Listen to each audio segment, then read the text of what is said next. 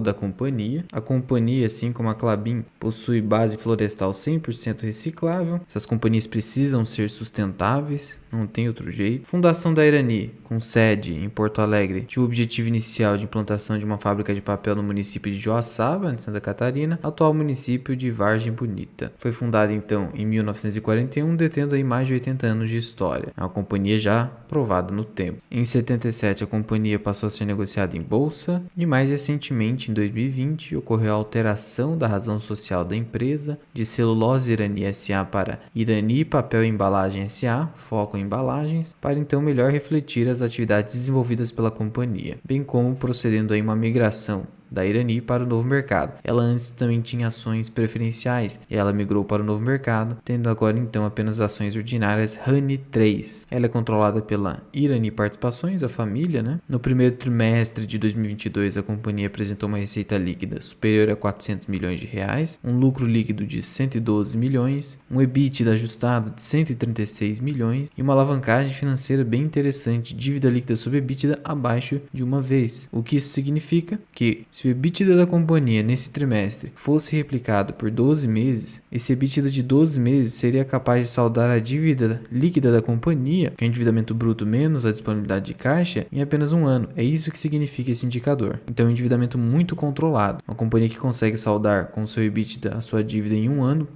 está numa saúde financeira muito interessante, principalmente companhias como estas que exigem bastante investimento para suas operações. Claro que você percebe a distinção de porte com a Klabin. A Klabin tem uma receita líquida de 4,4 bi. Estamos falando aqui de uma receita de apenas, entre aspas, 400 milhões. 10 vezes de diferença aqui, né? Ainda assim, o endividamento de Klabin é de 2,7 vezes o EBITDA. Acontece que a companhia está com um grande projeto que é o Puma 2, que pode fazer com que a companhia realmente se alavanque muito. Mas voltando para Irani, esse crescimento da companhia no trimestre foi de 36,1%, muito interessante. A receita teve aumento de 14,5%, refletindo aí no primeiro trimestre uma boa performance de vendas e preços em todos os segmentos em que a companhia atua. Esse segmento de embalagens aí está muito forte, principalmente porque agora as pessoas se acostumaram com as compras à distância. O EBITDA da companhia ajustado está com uma margem superior a 30%, bem interessante. A companhia sustentou aí um bom resultado, mesmo com uma parada programada para a manutenção das máquinas 1 e 5, gerando uma redução na produção de papel para embalagem sustentável e também para embalagem sustentável flexível, é que ela tem a embalagem sustentável rígida e a flexível, da ordem de 5 toneladas aqui na rígida e de 1,1 toneladas na flexível. Cabe ressaltar também que no trimestre a receita no mercado doméstico respondeu por 81% do total da receita da Irani. O restante, então, da receita é proveniente das exportações. Essas companhias precisam ter parte da receita ali dolarizada para exportações. Ainda assim, o foco atualmente ali, Irani, é no mercado interno. Sendo que o principal segmento de atuação da empresa são as embalagens sustentáveis papel ondulado, responsável por 51% da receita, mais da metade da receita. Seguido, então, pelos segmentos papel para embalagens sustentáveis, o papel com 35% e resinas sustentáveis com 14% de impacto na receita. Então, no geral, resultados sólidos da companhia, o endividamento controlado. Veja que desde 2019 a companhia vem reduzindo o seu nível de alavancagem financeira, tá vendo essa linha laranja caindo? Teve um pequeno aumento aqui do quarto trimestre de 2021 para o primeiro trimestre de 2022. A companhia que essa leve piora no indicador é devido ao fluxo de caixa livre negativo no período, ocasionado pelos desembolsos da plataforma Gaia, então nada aqui preocupante, sendo que a plataforma Gaia é um grande projeto da companhia aqui de investimento. O saldo em caixa da companhia também cresceu bastante, veja essa evolução de 2019 para cá, de 110 milhões agora para 400 milhões. A companhia aprovou um recente programa de recompra de ações, em que a companhia foi autorizada ali a comprar 7,76%, hein? Acima de 5% é um excelente programa de recompra. O programa, como de costume, 18 meses de duração, começou dia 1º de outubro do ano passado e vai até 31 de março de 2023. Em relação à política de dividendos da companhia, que eu sei que você está curioso, ela é feita de forma trimestral, tá? Interessante. Sendo melhor do que semestral, já tá interessante, tá? Trimestral é uma ótima distribuição de proventos ali, essa frequência eu gosto bastante. Se você eventualmente quer uma distribuição mensal, só lhe resta os fundos imobiliários ou apenas 3 bancos, Bradesco, Itaú e Banestes. Só que o payout mínimo é o mínimo legal ali de 25% do lucro líquido ajustado no trimestre. Em relação aos últimos dividendos pagos, a companhia nesse ano anunciou dividendos intercalares de 6 centavos por ação, que foi pago no dia 24 de março de 2022, anunciou 28 centavos por ação, bem interessantes aqui, pagamento 18 de maio, e mais um dividendo de 9, quase 10 centavos por ação, pagamento 25 de maio. Portanto, 43 centavos de dividendos até então. Em termos de cotação atual, até maio, né, ainda temos 2 trimestres pelo menos de pagamento nesse ano e provavelmente do quarto trimestre será pago para o ano que vem. Isso dá um yield de 6,2%, hein? Então hoje cotada a 6,86, com uma queda de 18% nos últimos 12 meses, a companhia ostenta, com dividendos pagos até maio, mais de 6% de yield. Mais um evento aqui interessante da companhia, indicando que tem grandes players atrás dela, é que o BB Gestão de Recursos enviou um comunicado à companhia informando que passou a ter uma participação acionária de 5% na empresa. E a BB Gestora de Recursos, para quem não sabe, ela é uma empresa especializada na gestão de recursos de terceiros e na administração de fundos de investimento dos clientes do Banco do Brasil. É a gestora do Banco do Brasil, comprando aí 5% de Irani, reforçando ali possível desconto na companhia, que inclusive está com um programa de recompra vigente. Então você já reparou que a companhia está com excelente potencial de yield, sofreu essa queda aí de 18% nos últimos 12 meses, nos últimos 5 anos se valorizou 170%,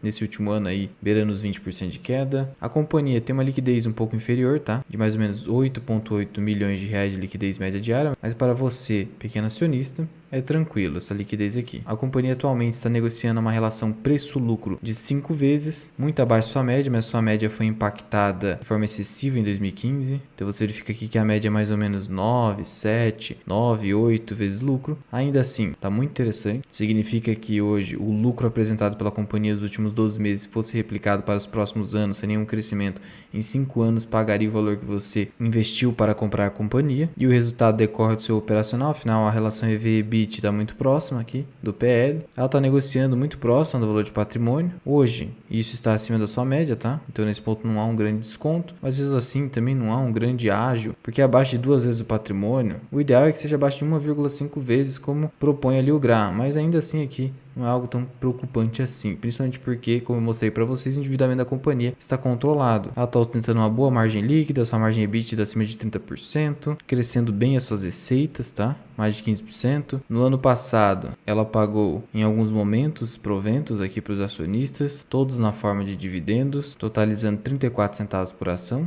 Então foi menos, né? Obviamente, esse ano está indo muito bem, já ultrapassou o que pagou ano passado. Então eu contaria aí com um yield nas cotações atuais de aproximadamente 8, 9%. Mais ou menos esse dividend yield que está aparecendo aqui na tela. A companhia é cíclica, então tem momentos de prejuízo, tá? É importante você ter isso em mente, investir em companhias cíclicas. Há momentos de prejuízo ali na sua jornada como investidor. Então, se você não investe em empresas que dão prejuízo, é melhor você nem olhar para essas companhias, como por exemplo a Irani. Ou o Suzano, por exemplo, que em 2020 teve um prejuízo lascado. Até mesmo o Klabin tem seus momentos aqui complicados, como por exemplo 2015, 1,2 bi de prejuízo e 2020, 2,3 de prejuízo. Então, você percebe aqui que há uma grande volatilidade nos resultados. Então, tenha muito cuidado ao se posicionar em empresas assim. É claro que a valorização nos últimos 5 anos foi espetacular. Em 2020 a companhia conseguiu lucrar contra os prejuízos de Klabin e Suzano, o que é muito interessante, e mesmo assim segue lucrando muito bem. Lucrou no ano passado quase 300 milhões de reais. Nesse trimestre, 112 milhões. Se você replicar esse lucro na conta de padeiro para 4 trimestres, você tem 448 milhões de reais. Ou seja, é bem provável que a companhia supere o lucro de 2021, que seria um excelente lucro comparado aos anos anteriores da companhia, em que os resultados são mais fracos aqui, tá vendo? Hoje ela está com endividamento controlado, tem caixa, ela é uma small cap, tem um valor de mercado de menos de 2 bilhões de reais, inclusive está aqui no índice small cap da B3, com uma participação de 0,28%. Daí a razão de ter uma liquidez mais baixa, então cuidado que a volatilidade pode não ser algo tão tranquila para o investidor iniciante. Por isso, se você quiser se posicionar na companhia, comece pequeno.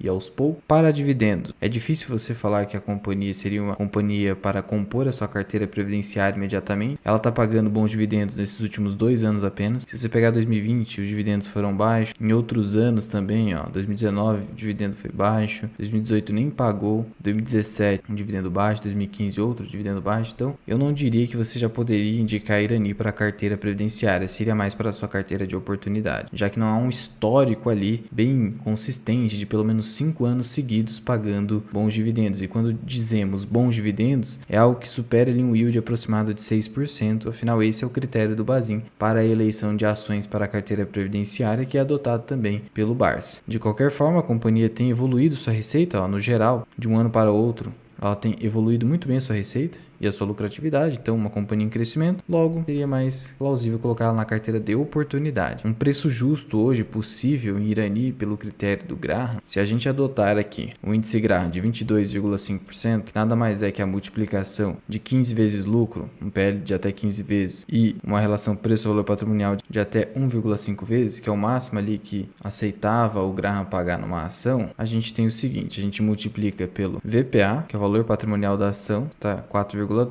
e o LPA, que é o lucro por ação, de 1,33. E a gente aplicar a raiz quadrada, a gente teria um preço justo nos papéis de Irani de R$ 11,10. Uma margem de segurança aí excelente, superior a 70% para aquisição. Agora, se você adotar ali um índice Graham um pouco mais conservador, com um PL de 10 vezes lucro, então você adotaria um índice Graham de 15 vezes, de novo, 4,12 vezes 1,33, raiz quadrada, teria um preço justo que eu considero mais razoável de R$ 9,06. Eu considero esse aqui bem mais razoável dentro da realidade. E dentro desse histórico de PL da empresa, que fica ali em 8, 9, às vezes chega aqui perto do 9 ou supera 10 vezes lucro. Então R$ 9,00 é um preço justo interessante em Rani 3. Preço teto não há como prever, porque não tem o histórico, como eu falei para vocês, de pagadora de dividendos. Preço teto pelo Basel não tem como aplicar aqui, mas é possível em tese aí aplicar preço justo do Graham R$ 9,00, com as devidas adaptações, né? Lembrando que eu não estou fazendo nenhuma recomendação, até porque nem tem empresa na minha carteira. Comparando-se aqui com Klabin e Suzano, rentabilidade é muito complicado comparar rentabilidade, mas vamos colocar aqui apenas para você ter ciência. A gente tem aqui que nos últimos 10 anos, Rani 3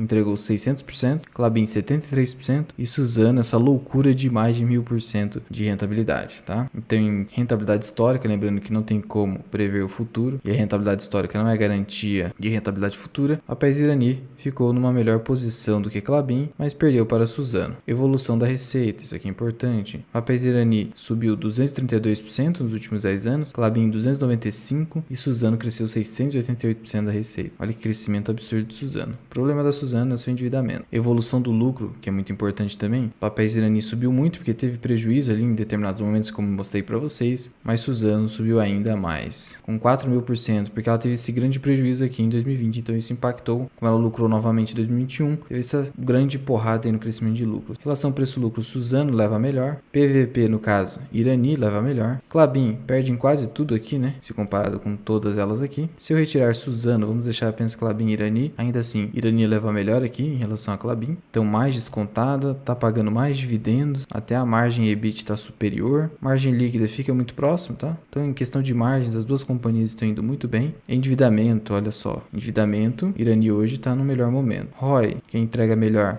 é a Klabin, mas Irani não está tão atrás, então isso aqui não é tão preocupante. Crescimento de receitas, Papéis Irani perde por um pouquinho, tá? Então você vê aí que em relação à eficiência, as companhias estão muito próximas, retorno também, mas valuation aqui, efetivamente Irani está com indicadores mais descontados. Sendo assim, respondendo a essas questões do vídeo, pensando em dividendos, vale a pena investir em Irani? Eu diria que não. Ela ainda não se provou no tempo como uma empresa previdenciária, apesar de ter uma previsão ali trimestral de pagamento de dividendos. Teve anos que não pagou porque não teve condições de pagar. Então eu colocaria como uma empresa de oportunidade. A ação está barata? Está apresentando desconto, está abaixo do seu preço justo que calculamos ali de R$ 9,00. Entre Klabin e Irani, eu diria o seguinte, se você segue o Value Investing, pensando numa empresa mais descontada, você optaria por Irani. Se você segue ali o Quality Invest ou Growth Invest, não se importando tanto com o preço da companhia, mas com a qualidade dela, eu optaria por Klabin, que é uma companhia inclusive mais antiga, tem um portfólio mais diversificado e, como eu mostrei para vocês,